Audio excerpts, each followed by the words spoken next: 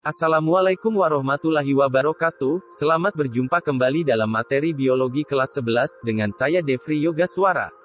Kali ini kita akan coba membahas materi dengan kompetensi dasar 3.3 dengan materi pokok jaringan dewasa bagian 1, dengan tujuan pembelajaran, agar siswa dapat mengidentifikasi dan menjelaskan jaringan dewasa.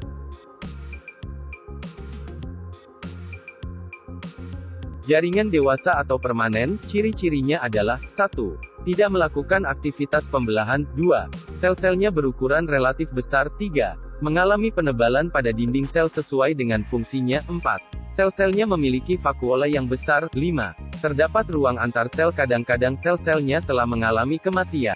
Berdasarkan jenisnya terbagi menjadi 1. Jumlah tipe sel penyusunnya. 2. Asal meristemnya. 3. Berdasarkan fungsinya.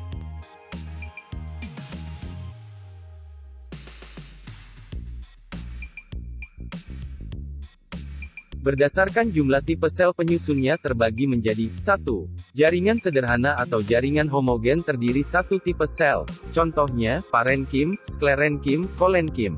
2. Jaringan kompleks atau jaringan heterogen terdiri 2 atau lebih tipe sel. Contohnya epidermis, xilem, floem.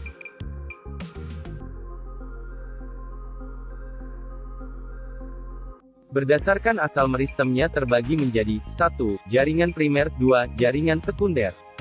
Jaringan primer adalah jaringan yang dibentuk oleh sel-sel yang berasal dari meristem primer, contoh, parenkim dan epidermis. Jaringan sekunder adalah jaringan yang dibentuk oleh sel-sel yang berasal dari meristem sekunder, contoh, kambium.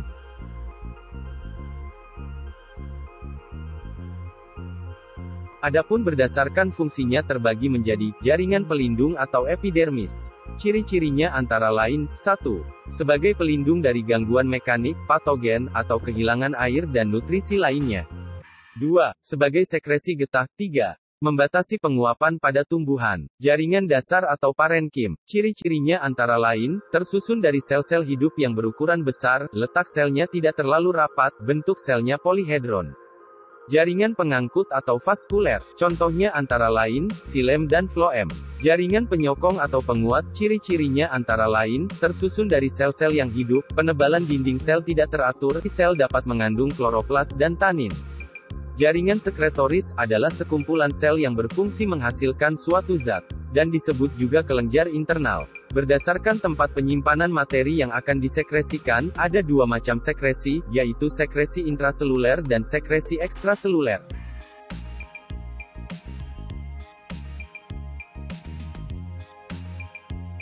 Derivat epidermis antara lain, 1. Stomata. 2. Trikomata, berupa rambut-rambut, tonjolan atau rambut kelenjar. Berdasarkan fungsi sekresi antara lain, 1. Non-glanduler, yaitu trikomata yang tidak menghasilkan sekret. 2. Glanduler, yang menghasilkan sikrit seperti garam, nektar dan rambut sengat. Contoh trikomata glanduler yaitu, buliform atau sel kipas emergensia, spina, sel kesik, filamen, litokis, sel silika dan sel gabus.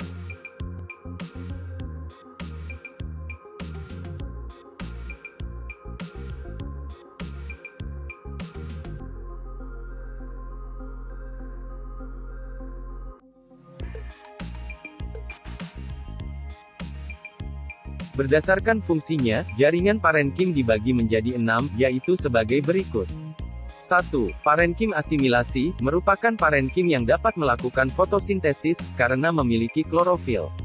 2. Parenkim udara, merupakan parenkim yang mampu menyimpan udara, karena memiliki ruang antar sel yang besar.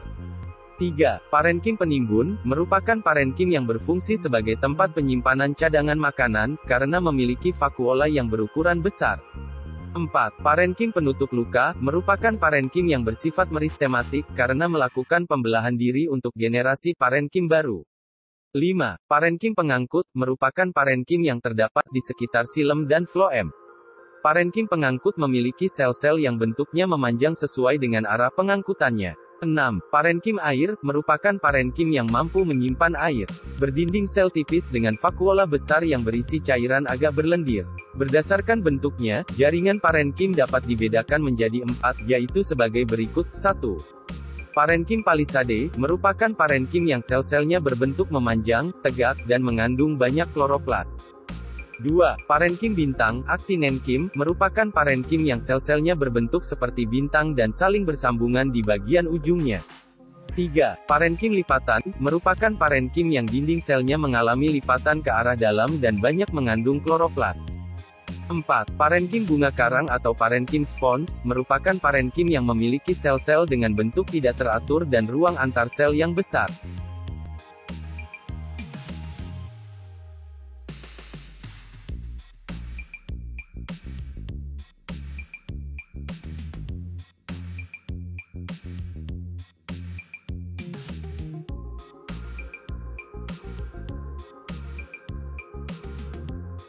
Kiranya cukup sekian untuk pertemuan kali ini.